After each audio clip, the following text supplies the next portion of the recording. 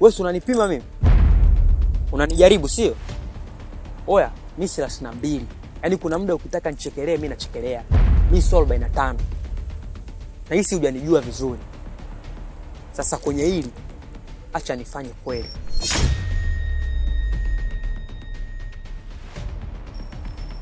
Ili ujue kama nakupenda au sikupendi. Shemeji. Nimekubali ombi lako.